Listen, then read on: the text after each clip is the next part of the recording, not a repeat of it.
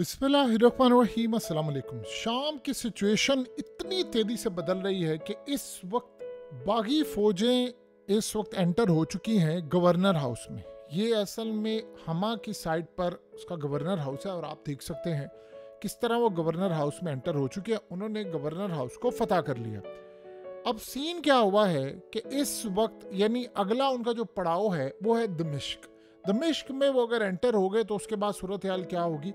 बहुत सारे लोग इस बात का अंदाज़ा नहीं लगा पा रहे कि कौन से इलाके इस वक्त किसके हाथ में है, क्या मामला है, क्या सूरत हाल है। तो इस वक्त सबसे अहम तरीन सूरत हाल, ये सबसे पहले आप ज़रा मैप देखिए, फिर उसके बाद आपको बताते हैं बशारुल असद को किसने कहा इस्तीफ़ा दो।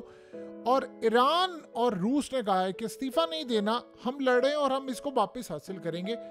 सबसे पहले आप ज़रा मैप को देखिए, आपको अंदाज़ा होगा। ये जो मैप में आपको ख़ास तौर पर रेड कलर का एरिया नज़र आ रहा है, ये वो एरिया है जो असल में बशारुल असद की फोर्सेस के पास है और उनके पास है, शाम का एरिया। अब ये जो डार्क ग्रीन एरिया आपको नज़र आ रहा है, ये डार्क ग्रीन एरिया बेसिकली जो बागी फोर्सेस हैं वो आ रही हैं पीछे से लड़ते हुए, यानी हलब शहर, एलेपो, उसके अलावा उन्होंने हमा और होम्स और काफ़ी सारे जो फतह किए हैं।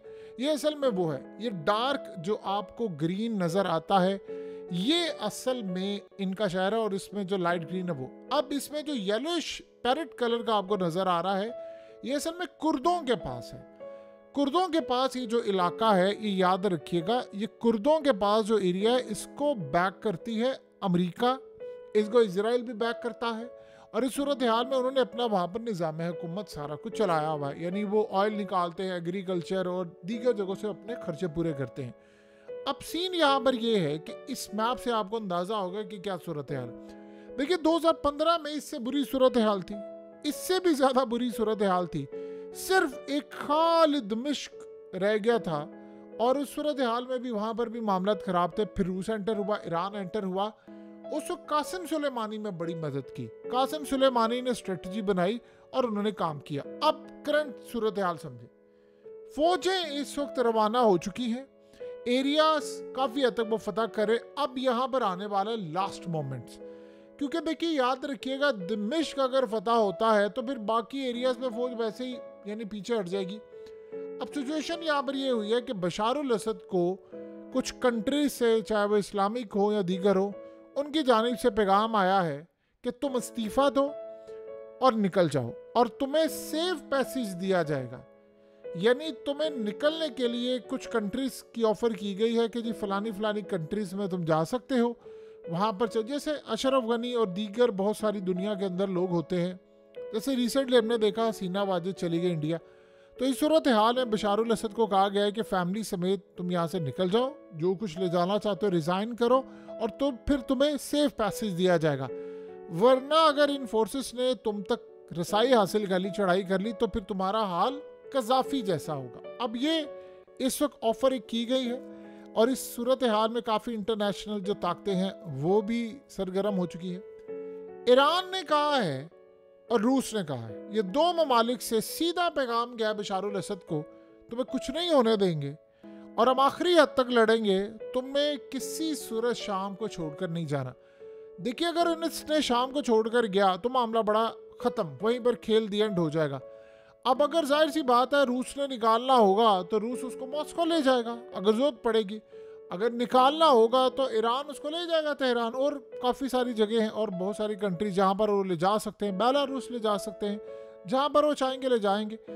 इसमें कौन सी बड़ी यानी रॉकेट साइंस है, वो वहाँ से उठेंगे और ये सारा काम कर देंगे।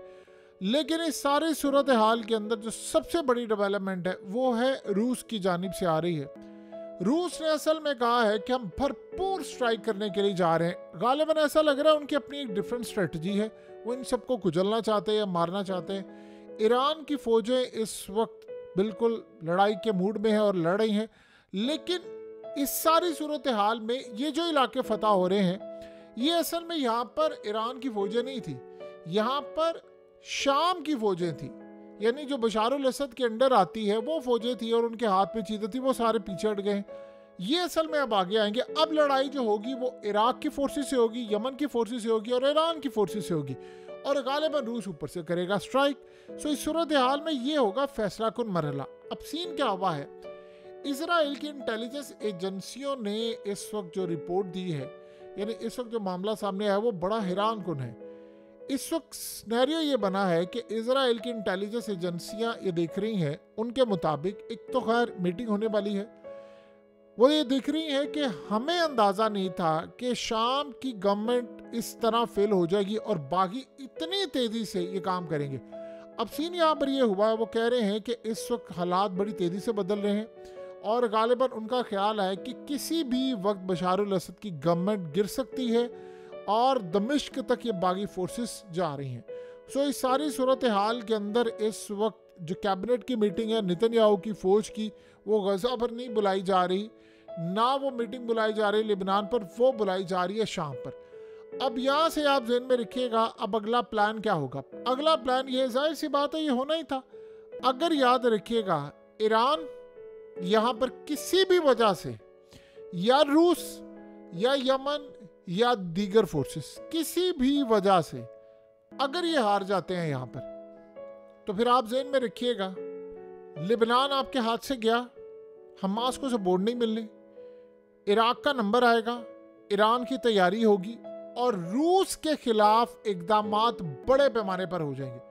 अब आप ये सोचें कि इनको जो ड्रोन और टास्क दिया गया है कि रूस पर हमला करना है, उनकी मिलिट्री बेसिस को उड़ाना है, तो ये वो टारगेट लेकर चल रहे हैं। देखिए, दमिश्क इतना आसान नहीं है, हत्ता कि ऐसा नहीं है कि दमिश्क खाली फतह किया और सारा कुछ हो गया, लेकिन मसला ये है कि जो सेंटर ऑफ ग्रेविटी होता है आपका कोई भी इलाका, अगर आपने उसको फतह कर लिया तो फिर आप ये समझ लें कि फिर आपने तमाम की तमाम चीज़ों को आसानी के साथ फतह कर लिया। सो इस सूरत हाल में बाकी भी फौजें फिर वहाँ पर गिर जाती। अब बशारुल असद को कह दिया ईरान ने कि आप बेफिक्र हैं, हम लड़ेंगे और वो लड़ाई करेंगे। देखिए, ये ईरान की बका की जंग है। जैसे हिजबुल्लाह उनकी रेड लाइन थी, बका की जंग थी, ये आप समझ लें शाम भी इसी सूरत हाल है। शाम के अंदर अगर इन्होंने बागियों को, लेट से ये दमिश्क एंटर होते हैं और वहाँ पर वो कुचल दिया, आपको पता है कि इस वक्त सूरत हाल क्या है। अगली सूरत हाल ये है कि अमेरिका भी तैयार है। देखिए, जो कुर्द हैं वो वहाँ पर शाम के अंदर, वो अपना एक अलग इलाका है, लेकिन यहाँ पर बशारुल असद को अगर इन्होंने हटा दिया तो खेल बड़ा खतरनाक हो जाएगा। फिर उसके बाद वो ईरान का इन्फ्लुएंस खत्म करके यहाँ पर आपको चार यानी हर इलाके में अपनी गवर्नमेंट कायम हो जाए, जिसका दिल करेगा वो गवर्नमेंट बना लेगा। सो इस सूरत हाल के अंदर हालात काफ़ी हद तक ख़राब हो जाएंगे। अब रूस के लिए भी ये समझ लो कि हालात उस लेवल पर चले गए हैं कि जहाँ पर मरने या मारने वाली सूरत हाल रह गई है, और ईरान के लिए भी रह गई है। ईरान और रूस इस वक्त जो मामला देख रहे हैं, ऐसा लग रहा है कि उनकी स्ट्रेटजी डिफरेंट है। देखिए, 2015 में इससे ज़्यादा खतरनाक सूरत हाल थी, इन्होंने रिकैप्चर उसको किया, लेकिन याद रखिएगा 2015 के गोल्स भी डिफरेंट थे, 2015 में सिचुएशन भी डिफरेंट थी, इजराइल का मामला भी डिफरेंट था। इजराइल ये तमाम चीज़ें कर रहा था, वो चाह रहा था कि तबाही हो, लेकिन जो अब वो चाह रहा है इससे ज़्यादा खतरनाक सूरत हाल उस वक्त नहीं वो चाह रहा था। अब तो वो चाह रहे हैं कि यहाँ पर हो तो हम सबसे पहले हिजबुल्लाह को करें ख़त्म। देखिए, इस वक्त शाम के अंदर ईरान के फाइटर्स दमिश्क के आगे पीछे हैं, हज़ारों के हिसाब से, उन्होंने फतह नहीं होने देना इसको, जो वो आखिरी हद तक लड़े। रूस के स्ट्राइक भी तैयार है। पहला मरहला ये होगा इनको रोकना। नेक्स्ट मरहला, अगर ये कामयाब हो जाते हैं दमिश्क वाली साइड पर, अगला मरहला ये होगा कि फिर ये होम्स, हमा, एलेपो और दीगर इलाकों को फतह करना। फिर उसके बाद अगर ये यहाँ से इन्होंने फतह कर लिया, बागियों से ले लिया, तो फिर ये याद रखिएगा फिर ये कुर्दों से भी लेंगे। हत्ता कि बशारुल असद कभी कभी कुर्दों के साथ मिलकर काम करते हैं, क्योंकि अमेरिका उनको बैक करता है। कुर्दों वाला इलाका भी लेना चाहेंगे और फिर बढ़ते बढ़ते एरिया से ये जाएंगे इजराइल वाली साइड पर। फिर उसके बाद उनका प्लान, चाहे वो उसमें साल लगे, 2 साल लगे, फिर उसके बाद उसको तुर्की के एंड तक लेकर जाएंगे।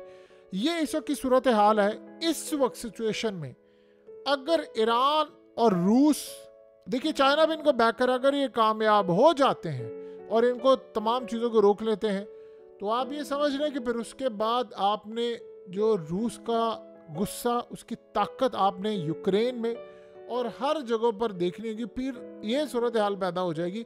जिसने भी अपनी गवर्नमेंट बचानी होगी, जाहिर सी बात है वो ईरान को कहेगा, वो रूस को कहेगा।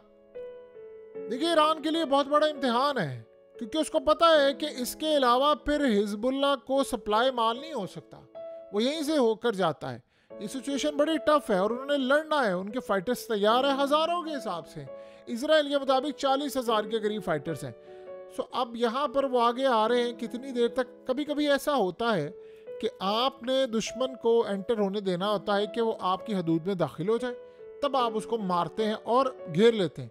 अब ये जो फोर्सेस आगे आ रही हैं, अचानक से शाम के अंदर ये मामला हो गया। बशारुल असद ऐसा लगता है बहुत ज़्यादा वीक हो गया, और ये भी पॉसिबिलिटी है कि उसको निकाल कर बाद में किसी और को बुलाया जाए। फिलहाल तो रूस का और ईरान का मामला ये है कि इस गवर्नमेंट को बचाना है, नहीं बचाना, शाम को बचाना है। सो सिचुएशन इतनी तेज़ी से बदल रही है, घंटों के हिसाब से सिचुएशन बदल रही है कि अगले घंटे क्या होगा ये किसी को नहीं पता।